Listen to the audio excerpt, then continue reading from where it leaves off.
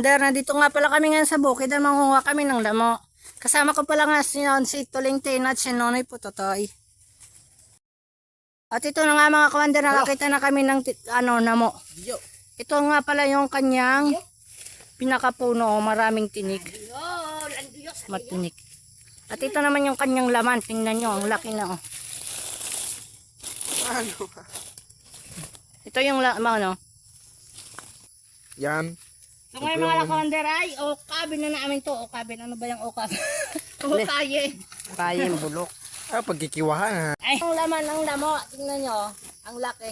Lamo, katulad ni Landoy, lamo. Oh. Pinasok na pala sa Ang dami pala ng laman, oh. Kani, kana. Ang lalaki pa. Ito ang laki, ah.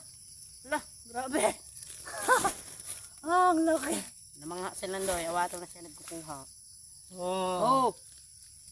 Ang damo. To. Saan? To? Ano? May maliit. To? Iba man ini. Namo yun. Iba nga siya napuno. At least. Oh. Laki guys, mga pro parang bubuka umpaw. Anda ko lasing. Mas maganda pala si Landoy kay Wang. Nahihirapan nga dito si Lando. Ang si Lando. Yan po guys. At ito nga lahat yung aming nakuha sa isang puno pa lang ito mga kawander. Ang dami na. Pagkatapos nga namin dyan makuha ay hinatid na namin sa aming pagbabalatan nitong namo.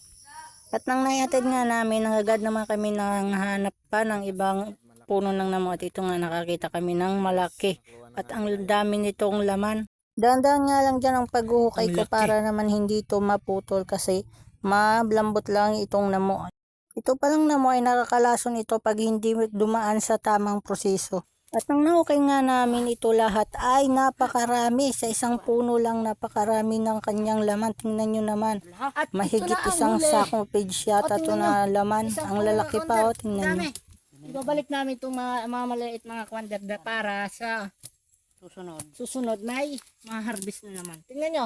Pagkatapos nga namin makuha yung isang puno na yun ay naghanap na naman kami at nakakita naman kami ng marami pang mga puno ng namo. Ito yung isa. At nung nakuha nga namin lahat ng laman ay agad naman kami umuwi. At nung naipon nga namin lahat ng namo ay napakarami pa lang na aming kuha. At agad nga kami diyang umuwi at para kumain pang tanghalian at maligo na rin kasi ang dumi na namin. At pagbalik nga namin ay agad namin binalatan yung namo at ito na nga yung kanyang laman. Kulay dilaw yung kanyang laman, tingnan nyo. At pagkatapos nga namin dyan balatan ay agad namin itong niyadyad. Ito pa lang yung aming ginagamit pag niyadyad para naman mga manipis lang. Yung mama ko pala dyan ang nag-iyadyad dahil siya yung marunong ng ganyan. At saka nang nag-try nga ako at nasagatan pa nga ako sa kamay dahil hindi ako marunong. At nang niyadyad na nga ay nilagay sa isang planggana. Pag ganyan na isang planggana ay lalagyan niya ng asin para yung dagta niya ay maalis ng tuluyan dahil yung dagta niya yung nakakalason dito. At pag nalagyan na nga ng asin ay haluin lang ito para mahalo yung asin. At hahayaan lang yan hanggang sa lumambot yung namo. At pag malambot na nga ay itatransfer na ito sa sako na malinis.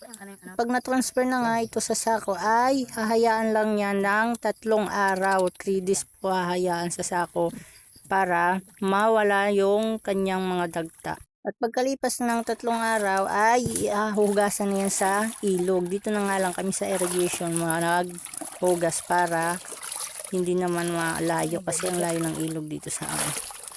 Nugasan ko pala ito para maalis tuluyan yung kanyang dagta, yung kanyang nilalabas na dagta dahil yun yung nakakalason talaga dito. Ewan ko ba kung bakit nakakalason yung dagta nito.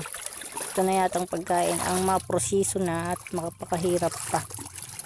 Tahayaan nga lang dyan sa tubig na maghapon para maalis talaga yung kanyang nakakalason na dagta.